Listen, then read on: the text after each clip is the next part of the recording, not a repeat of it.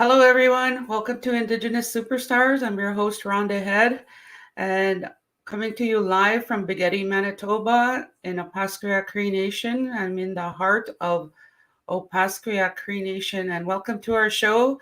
I have my 51st guest this evening, and before I introduce you to my awesome guest, I just want to thank the Manitoba government for um, giving me the stay-at-home grant to do this show online, Indigenous Superstars.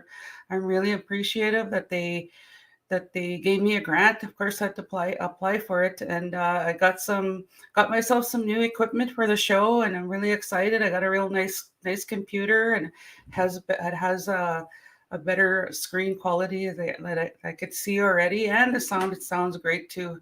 So once again, I want to thank the Manitoba government for the stay-at-home program that they launched during the holiday season, and was successful in getting the grant. So thank you very much, Manitoba government. I also want to announce that I released a teaser campaign for a song that I'm going to be releasing on January 8th. That's my song Kasagitan, I Love You.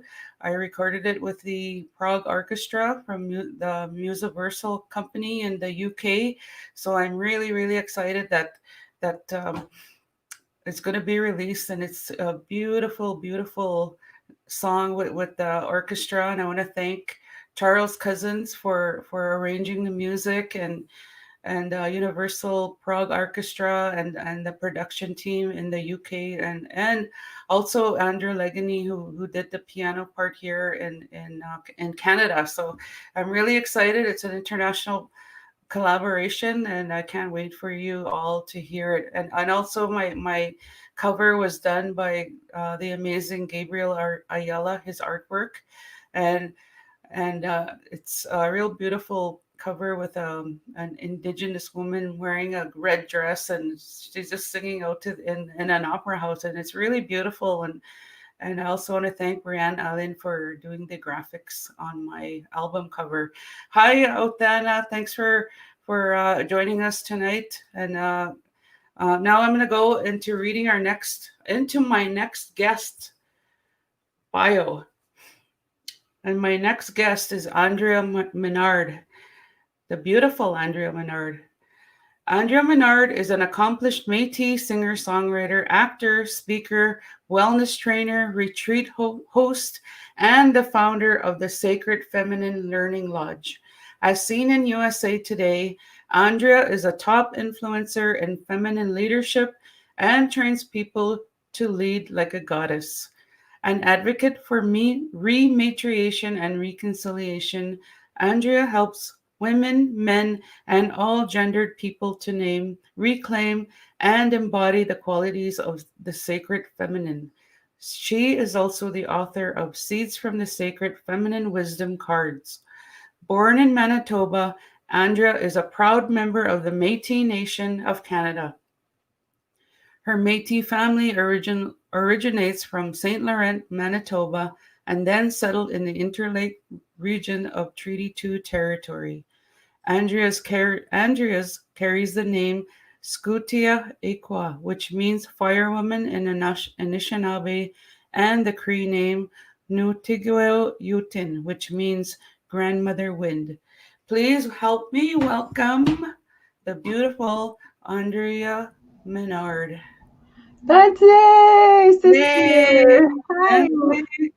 How are you? I'm good. Thanks for having me. Oh, it's so awesome for you to be here with me. I know I had to apologize to the audience because we had some time zone issues, but we have got it settled. That was We got me. it figured out. I'm in Manitoba and Andrea's in Vancouver, and there's a 2 hour time difference, and it happens because I interview guests from all over the place, and we're dealing with different time zones and logistics. So I'm glad that we got to make it happen. Me too. So how have you been, Andrea? Well, I have to say, you really excited me when you talked about your symphony show because I'm up to my eyeballs in symphonies over the last month. I'd love to talk That's about that. exciting. Yes, yes, yes, for sure. I want to talk about that. So, but before we get into that, I have a question. How did you get into music? What inspired you to get into that? Oh, well, you know what?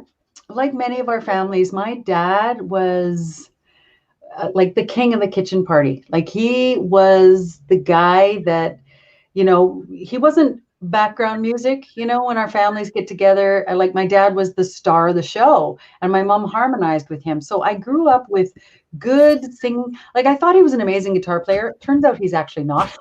But he always could accompany himself really well. But he was the king of the kitchen party, and my mom harmonized. So I grew up with really good voices. And when I wanted to find my spot in the limelight, like I would find that I could hear another harmony on top. And it's like I started, and it was all by ear. So all my family, when none of us are trained, but we all learn by ear, and we all learn, we have that feeling way of singing through the heart and through the ear. And so I basically came into it like that. And because my dad was wanted to be the next Buddy Holly, but he didn't know he was allowed to do that. He didn't know, he was supposed to work for a living, and he has a family, and, so he never followed his dream. And so I grew up thinking, well, you were just good at it. You didn't do it for a living, Took me a long time to get to a place where I'm like, people do this? How? Where do you go? Do you get paid? Right. Right? Right. So you're saying earlier about the symphony. Can you tell us about what you've been up to with in regards to the symphony? Well, yeah. I mean, you read in my bio that I'm doing lots of things, right? Like I used to be singer, actor, writer, these things that kind of were interconnected all the time. But then it's like I started to grow. I don't know if it's because I'm getting older. I'll be 50 in a couple of days, because I'm getting older. It's like my desires to help the community seems to be growing. And then it's to help the wider community too. It's like I just want to help do my part in this world however I can, And and so in a way, I'm not singing very much. I haven't really released an album in years. I released a single here and a single here and then a single here. But, I just thought, well, maybe I'm not doing it much. Maybe I'm not, maybe I'm not being called in that direction very much. Yes, that's what you think. And out of the blue, I get this phone call from the Regina Symphony Orchestra, Gordon Gerard, who's a friend. I've actually worked with them before. And he said, Andrea, we've canceled our entire season, the Regina Symphony, and we are just booking in 3-month stints because of COVID. And we are wondering if you can do something before Christmas, like meaning we're booking until December. So can you do something in that time? And I went, yes, I can. And I decided to just quickly, because I did have charts for another show, but a lot of them were my jazz songs. And this time, with the landscape of where we're at, I just wanted to be my Métis self. I wanted to bring in my culturally specific music. I wanted all of me on that stage, not just my jazz girl that can appeal to anybody. I wanted me on that stage. So I went about kind of finding songs and finding a grant here and there to get songs. Like I have a new song that I just released called Where's God in This Place? And it's about residential school survivors. And it's been sitting in my back pocket for 3.5 years. And because of this invitation, I decided to get it ready. I decided to get it orchestrated. And Return of the Bell of Batoche is my song about our big ceremony of the Return of the Bell in 2013. So I wanted to bring these onto the stage with me. And so I did. That's incredible. And I hired Lucas Walden, who is the conductor in residence in Edmonton at the Edmonton Symphony Orchestra. And I didn't know how well connected he is. He's sort of calling all these symphonies saying, you got to hear Andrea. And so I just had a gig with the Toronto Symphony too. So I'm like, what? When it rains, it pours. I couldn't have dreamed of getting on these stages a couple of years ago, right, Rhonda? Right. Anyway, yeah. So it's so exciting. So I know what you mean. I know. What's with yours? Hello. With mine, like I had my song scored for a couple of years already. I just let it sit there for a while, and I was just waiting for an opportunity to come up for me for a symphony to actually play it. But I didn't think I was going to record it, and I found a company in the UK that would do it because I couldn't afford the symphonies here in Canada because of their what do you call it, uh, union. Union. Union. So Union. I couldn't afford the union, and this company came up, and I contacted them, and then the ball was rolling, and we recorded in November, and it's been so exciting. Like the song sounds so beautiful, and it's the first time they recorded a song with an Indigenous person, and in the and in an Indigenous language. So I'm really proud of it, and I can't wait to release it. And I'm doing like a big. I'm gonna really promote it too, because a lot of people need to hear it. I want to hear it. I can't wait. Yeah, and it's my second song that I got scored. My first song was 500 years, and I want to do more. So we should do it some kind of symphony show, right? Well, yeah, and maybe I can pass on some like your name to others. So because this is the reason I wanted to be on these stages, so I can pave the way for others. I know other Right, ones. I think I'm the first Métis person like to have a full pops concert, and I'm like, well, I don't want to be the last. I want to be right. able to Yeah, it's so pave exciting. the way. It's so exciting, and yeah, I is your show going to be streamed online, or how are they doing your show? Well, the Regina Symphony Orchestra was not set up for that, so it got canceled at the last Okay. minute because Oh, because we were live, but we got into a couple of rehearsals and we're going to be postponed till the spring. So that's going to be live.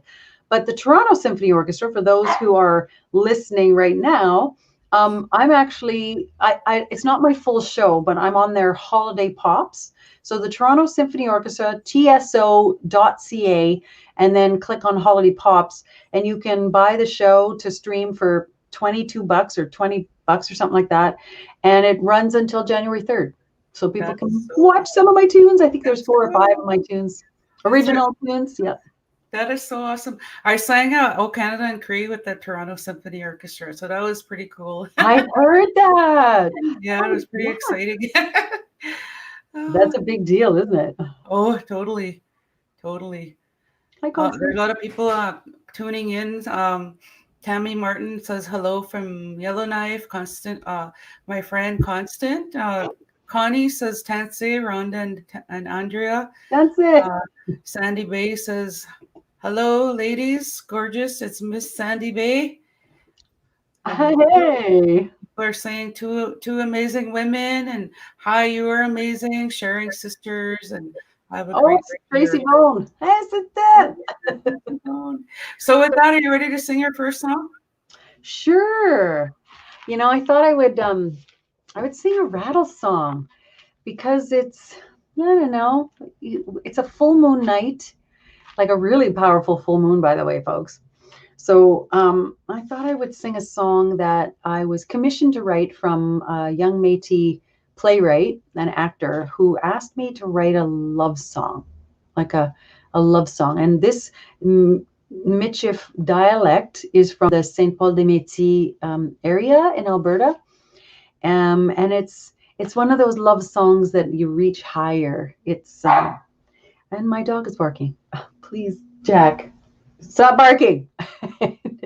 And it's basically what I'm saying in Michif. This dialect is, I honor you. You walk with me. I walk with you. I respect you. I respect you. Okay.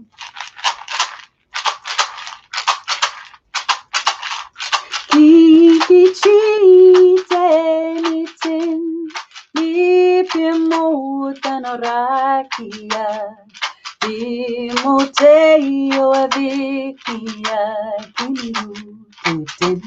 kimihututin weya weya weya yo hey weya weya we hayo he hayo we hayo he hayo Kikiti temitin Lipimotanorakia Bimoteo avikia Kiniututin Weya, weya, weya, weya, weya, we hayo, he hayo, we hayo, he hayo. Kikiti temitin Lipimotanorakia Bimoteo avikia Kimiututin Weya, weya, weya, weya, weya, we hayo, he hayo, we hayo, he hayo. Kikiki temitin Lipimotanorakia Bimoteo avikia Kimiututin Weya, weya, weya, weya, weya, we hayo, he hayo, we hayo, he hayo, we hayo, he hayo.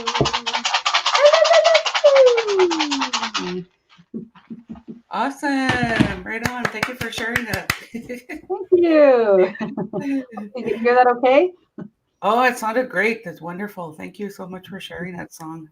Very beautiful and perfect for our beautiful full moon that's going on. That's Right? out in the heavens right now. Yeah.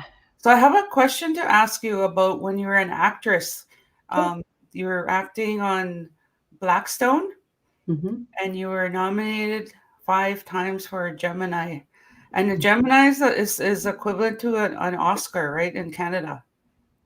The Gemini are equivalent to the Emmys. Oh, the It's Emmys. Okay. yeah. Well, it's But pretty nowadays, high, yeah, nowadays we have the Canadian Screen Awards. But when I was doing most of it, that was they were called the Geminis, and then you had the Genies for film and the Geminis for. But now they're all in one, called the Canadian Screen Awards. Okay. Yeah. So can you tell us about that? Yeah, I have had a few projects of my own that I birthed with, of course, a team and production companies and stuff. And the first was The Velvet Devil. And that is my first album.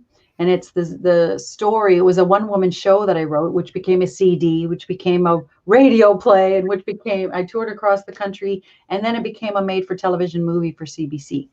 So it was kind of a big deal. It was like this little bush girl just, had to learn all these industries in order to, birth this thing. So it was a long process. And I was nominated for that, for best performance. And that was a big deal because that came from me, And then I was I actually won a Gemini with Wapus Bay, which if all the Cree speakers out there and on IPTN, that we had a Cree version. I was not on the Cree version. The Cree version and the English version, and I played Kovam and Sarah, and I was one of the voices on that animation show. Fabulous, fabulous show, Wapus Bay. And then my second show that I did for television was called Sparkle, and we did that on APTN.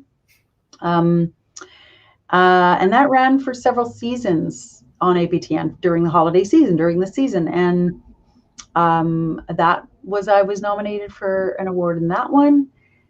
And then for Rabbit Fall, where that was a show that was, because it was what's the word I'm looking for? Like a mystery, sci-fi kind of fantasy kind of show. And what else? And moccasin flats. Moccasin Constance flats. Constance Craving said that she loved the Velvet Devil. Somebody saw it? Who said that? Constance Craven. Oh, Constance, My thank friend from you. yeah, my friend from Man, if you saw the Velvet Devil, then that was pretty special because not many people did. So well done. right on. So can you tell us about lead like a goddess that you started up? Yeah, just as COVID hit, all of these events that I was starting to develop were all about, doing things in person. But okay, so Lead Like a Goddess comes out of, as you'll see running across the screen, is I'm the founder of the Sacred Feminine Learning Lodge. And that took a while for me to put my finger on what it is that I really do. And you said it in my bio, and I realized that as an actress and as a singer, I am very good at accessing my emotions and expressing them. I got really good. I wasn't good, but then I got to be very good at it. And I recognize that in our communities and everywhere, that people are just not, especially in our communities, we've got a lot of wounds in our emotional bodies, right? And I thought, wow, we need help with that. And then in the bigger picture, I recognize that overall, emotional expression is really not valued. It's kind of thought of as weak. All the things that are thought, kind of pushed off into the world of the feminine.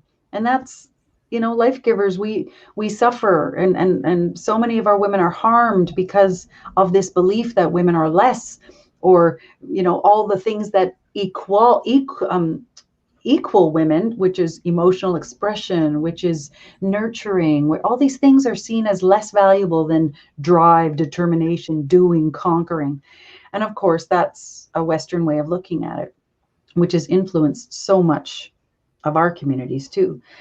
So it's important to me that we bring that value back. And the best way for me to describe it was, as an elder from Manitoba said, there was a gathering of elders, and they coined the term for me, the rise of the sacred feminine, that we are right now in this time called the rise of the sacred feminine. And it was like a bomb went off my head. I went, that's it. That's what I do. That's what I mean. That's what I'm trying to say.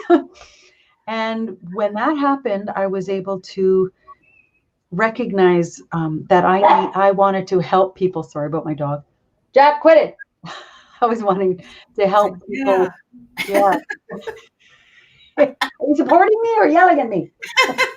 Anyway, I was wanting people to have a context and a language for this. So I started developing these tools and classes and events, but of course COVID hit. So in a way, I wanted to be able to do this live. So my Lead Like a Goddess is for people of all colors, all genders. If you want to lead like a goddess and you're in a male form, that's fine, but it's all about bringing value back to the sacred feminine, about learning how to express, about how to value, because many women, many really powerful women have got to their positions of power using their masculine skills, and that's okay, but our bodies can't really take it. How many of us are having breakdowns because we can't really do it the way men do it, and we're not supposed to. Our spirits are meant to be who we are, right? So I help women who've been very masculine in their outcome or in their outlook in life or their way of being. I help them value those things that have been left out.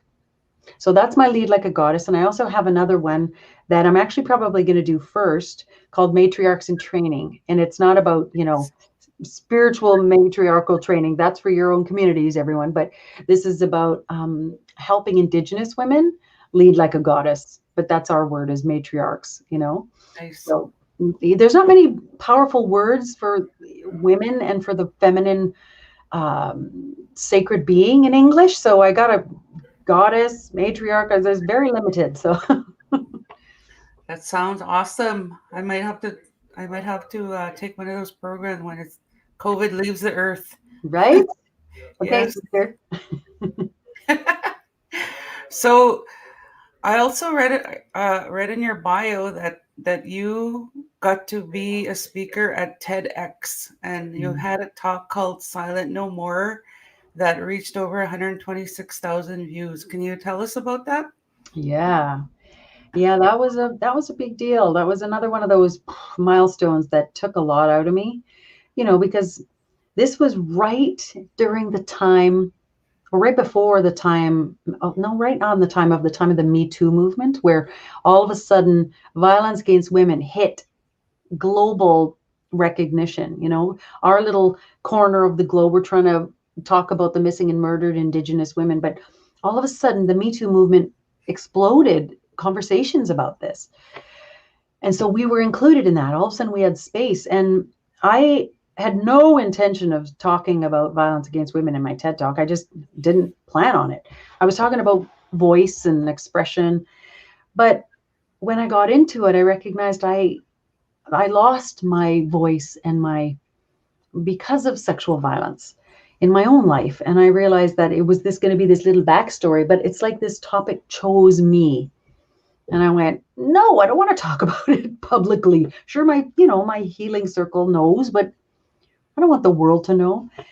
But of course, that was the whole point, is that no one ever wants that to be, no one wants to talk about it. That's the whole thing. So once the Me Too movement, it's like they were happening at the same time, and I was being asked by Spirit to be brave and to use my platform to bring even more conversation to this topic. And so I told my story, and I used this platform of a TEDx talk, which is kind of a big deal. I Amazing. had 2,400 people in the audience watching me, and now 126,000 and growing every day. So I allowed the topic to choose me. I did a lot of work, and weirdly enough, I actually went through some of the symptoms that I got, you know, 25 years ago, or 20, however many years ago. And I sort of suffered all the same physical sensations. And it's like they came back to remind me, I have to be able to talk about this clearly. I have to help other people understand it. I have to give them a visceral experience of it. And I had another song at the end, because I talk about finding my voice. and I had this other song that I was going to um, speak about or sing. And I just kept getting whispered from the grandmother saying, this isn't right, this isn't right, this isn't right. And so I said, okay, well, if I were to write a song, I don't have a lot of time now, but if I were to write a song, what would I write? And this song came spewing out of me called Silent No More, just like the title of my show or of my talk. And I quickly called my co-writer, Robert Walsh, who we do all my music together. And I managed to write this song, and it was the perfect song for um, this talk. It goes something like this. When birds of a feather sing and take wing together, a murmur becomes a roar. When one plus a billion voices soar, there can be silence no more. I will be silent no more. Beautiful, powerful words. Thank you. Thank you for sharing that. But Yeah. yeah, what an incredible opportunity to sing and to talk at TEDx. That's a big deal, like, to get to be a speaker on that stage, and the audience is so huge, and they put it on YouTube, and the viewership is just, it's, yeah, like you said, it's growing from 126. It's just, that's it's just going to keep growing, and it's so incredible, and I'm really proud of all the things that you've done, and you are paving the way, and it's great that you're doing it, and I want to thank you, and probably all the other musicians and actors and writers that want to thank you too for paving the way, and keep moving forward. That's all we can do as artists. True, Rhonda. You too, sister. Thank you. So you ready to sing your second song? Sure. I'm not going to sing Silent No More because I just gave you a little piece of that. But, I thought I would sing my song Sparkle because we're in this holiday spirit and I'm all about, even in this time of such division, I mean, it's happening within our communities, within the wider community, within the wider world. It's very painful for people. And, we're not allowed to be together right now in person. So this is a song about remembering that we really are interconnected and we cannot heal without each other. So this is a song called Sparkle, and it's all about love. It's the spark inside of you and shining your light. And when we all shine our light together, we will light this world up. So this is called Sparkle. Hopefully you can hear it. You hear that? The spark of love that lit the world 2,000 years ago shone so bright, it sparkles still in our hearts from above and below. So here's to love, let us sparkle. Here's to love, let us shine. If one by one each spark would ignite with sparkle, with shimmering light. It doesn't matter what you believe, your spark's as bright as mine. So let's join our hands together and share our light divine. So here's to love, let us sparkle. Here's to love, let us shine. If one by one each spark would ignite with sparkle, with shimmering light. When every heart illuminates, this world will find its way. Dance break on Zoom or on StreamYard.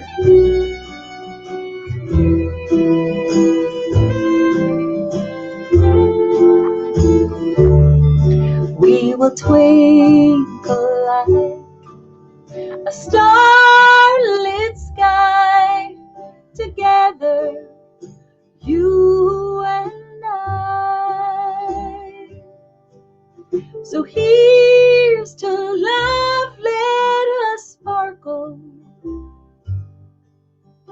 Here's to love, let us shine.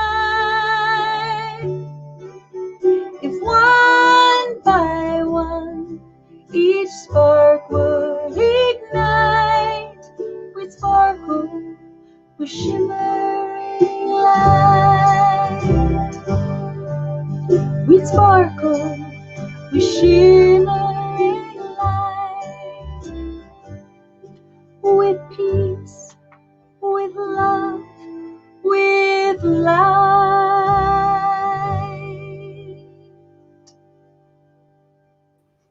Beautiful. Help you sing along. I love that. I was just dancing away with you. So beautiful. I'm so glad you're my 51st guest and where can we find your music? Everything is on Spotify or on Apple Music, or I also have on my website, andreamenard.com, under The Singer. You can buy my music on Bandcamp, so it goes directly to me. So that's where you can purchase, but you can listen to it and stream it on all the streaming sites. Yeah. Awesome. Yeah, the artists say to go to Bandcamp. That's the best way to support all the artists. And I have to get on Bandcamp. I just signed up and have to get my repertoire on there really fast. Yeah, especially before your new song, for sure. Yes, for sure. I want to say comments from some of the viewers coming in. Efrain from New Mexico, he always tunes in, and he fans another artist, and he says, "Wow, beautiful music. I'm always glad I tune in. Amazing music." And Thanks, Tammy Martin says, "Bravo, thank you. That was powerful." And she also says, "Beautiful." Aw, And thank she you. said, "Makes my heart smile." Thank you. Awesome. So I want to thank the viewers for tuning in tonight. And do you have any last parting words before we end the show? Well, music, you're doing a really good thing, Rhonda, and bringing music into everyone's home. And whatever you're going through at home, folks, you always have Rhonda and our communities. There's lots of music. There's lots of music out there. Listen to the Frog Radio. There's places for you to go to listen to Indigenous music. So thanks for listening. It matters that you guys listen to our music and share it. So, and share Rhonda all over the place. She's amazing. Thank you.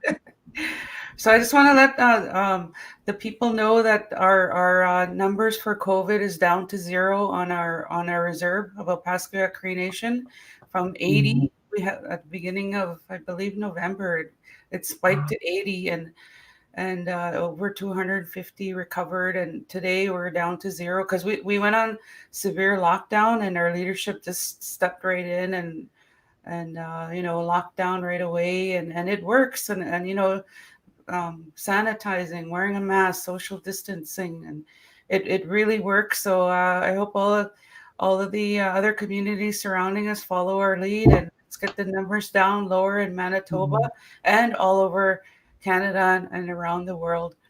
And I want to thank you again, and Andrea, for being part of the show, even though we didn't get the time zones right, but we got it right eventually. Sorry, guys. Oh, no worries. That's the beauty of going online. Like, my show is not like a definite time. Like, if I was on a network, we would be like, but it would be, yeah. But yeah, it's pretty laid back, and it's so good to visit with all my peers and the musicians and to hear their stories. Everyone always has a great story to tell, and I'm glad you were on and you had some great stories to share, and especially with your journey. You've been on an amazing journey, and keep going forward and keep paving the way for us. So thank you again. I'll be putting one of your songs on the Indigenous music or Indigenous Spotify. What was it? Indigenous Superstars Spotify playlist. So one of your songs will go on there. All the artists that I've interviewed, I got a song put on there after I interviewed them. So that's my call to action tonight, is to go check out the Spotify playlist and share it if you want. There's a lot of amazing songs there from a lot of the awesome artists that I've interviewed. So I want to thank you again for tuning in tonight. And my next guest is Ashley Cayley. She hails from Ontario, and she has a beautiful, big voice. So I'm really excited to interview her. And she's just a young lady, and I can't wait to interview her tomorrow. So I guess Tune in again next time when Rhonda interviews another up-and-coming Indigenous superstar. Only on Indigenous Superstars.